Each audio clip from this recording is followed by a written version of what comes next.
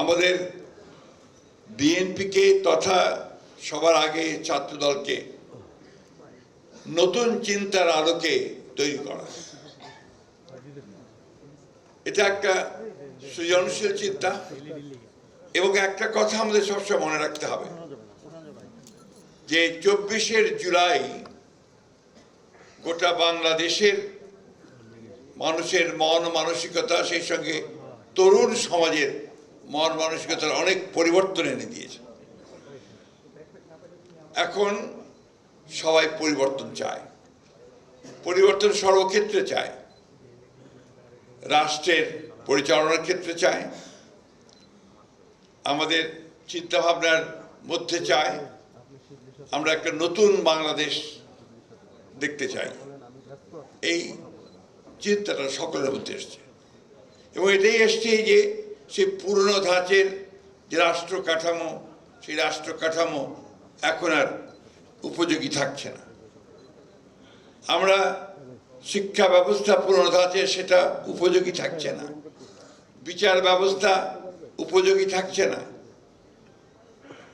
আমাদের সার্বিক যে রাষ্ট্রের যে উন্নয়নের বিষয়গুলো আমরা যে এতদিন ধরে যেভাবে চিন্তা করেছি, সেগুলো যেন পিছিয়ে পড়েছে, সেগুলো দিয়ে কোনো কাজ হচ্ছে না। ফ্যাসিস্ট আওয়ামী লীগ সরকার এই 15 বছরে তার দুঃশাসনের মধ্যে দিয়ে এই কাজটা করে গেছে, বাংলাদেশের সমস্ত প্রতিষ্ঠানগুলোকে ধ্বংস করে দিয়ে গেছে। এই প্রতিষ্ঠানগুলোকে আবার নতুন করে গড়ে তোলা, দেশকে গড়ে তোলা, এই চিন্তাই আমাদের নেতা জনাব তারেক রহমানকে আলোড়িত করেছে। এবং তিনি দীর্ঘদিন ধরে আমাদের যারা বিশেষজ্ঞ আছেন, এমনকি যারা মাঠ পর্যায়ে কর্মরত আছেন, কাজ করছেন বিভিন্ন ক্ষেত্রে, তাদের সঙ্গে বিভিন্ন আলাপ আলোচনার মধ্য দিয়ে তিনি কতগুলো পরিকল্পনা জাতির সামনে তুলে ধরছেন।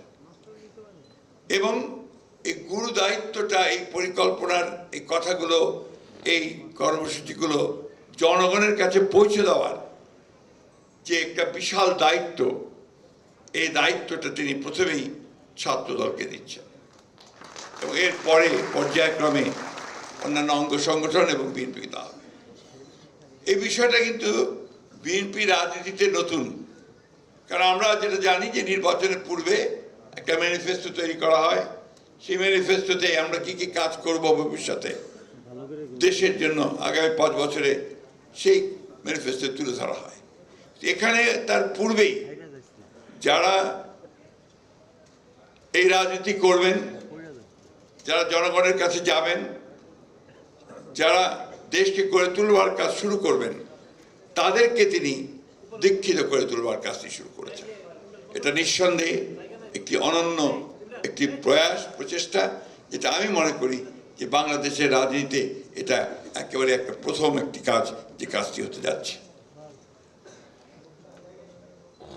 আমরা কেউই খুব আনন্দিত থাকতে পারছি না, আমরা ভারাক্রান্ত আছি। ভারাক্রান্ত এই জন্য যে আমাদের নেত্রী, বাংলাদেশের অভিভাবক, এখন যাকে এখন বলা হয় এক কথায় the guardian of democracy of Bangladesh, আমাদের সেই মহান নেত্রী, যিনি কখনোই অন্যায়ের কাছে মাথা নত করেননি, দেশের স্বাধীনতা সার্বভৌমত্বের প্রশ্নে, গণতন্ত্রের প্রশ্নে কোনো আপোষ করেননি, সেই নেত্রী আজকে গুরুতর অসুস্থ অবস্থায় হাসপাতালে চিকিৎসাধীন আছেন। তার চিকিৎসার জন্য সব রকম ব্যবস্থা নেওয়া হচ্ছে। আমাদের ভারপ্রাপ্ত চেয়ারম্যান মহোদয় নিজে তিনি মনিটর করছেন। জাতীয় এবং আন্তর্জাতিক পর্যায়ের অত্যন্ত বিশেষজ্ঞ পর্যায়ের চিকিৎসকেরা তার চিকিৎসা করছেন। সারা দেশের মানুষ তার জন্য দোয়া করছে, দল মত নির্বিশেষে। আমরা বিশ্বাস করি আল্লাহর উপরে, আমাদের সেই বিশ্বাস যে আল্লাহ এত মানুষের যে দোয়া প্রার্থনা, তাকে সুস্থ করে দেওয়ার জন্য আল্লাহ নিশ্চয়ই তা কবুল করবেন। আমি এখানে যেটা দেখছি, আমরা ইতিমধ্যে অবহিত হয়েছি যে এই কর্মপরিকল্পনার, এই পরিকল্পনার মধ্যে আমাদের চেয়ারম্যান সাহেব এবং তার যে টিমটি নিয়ে তিনি কাজ করেছেন, অত্যন্ত প্রয়োজনীয় বিষয়গুলোকে দেশের জন্য সেগুলোকে তারা সামনে নিয়ে আসছেন। যেমন আমাদের দেশের সমস্যাগুলো, প্রধান সমস্যাগুলো কি সেগুলোকে চিহ্নিত করেছেন, সেই চিহ্নিত করে সেগুলোকে কিভাবে সমাধান করা যায়, কাজ করা যায়, সেই কল্পনাটা দিয়েছেন। এখানে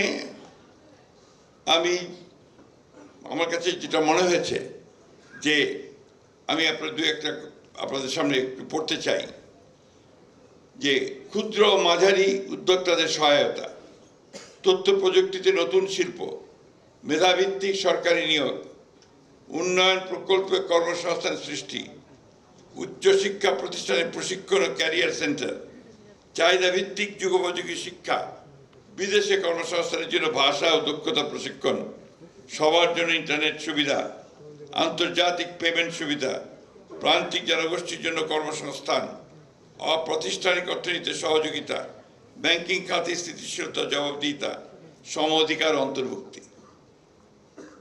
একটা বিরাট একটা অংশ জনসংখ্যার এখন কিন্তু কর্মসংস্থানের সবচেয়ে বড় একটা প্রবলেম, একটা ইস্যু হয়ে দাঁড়িয়েছে।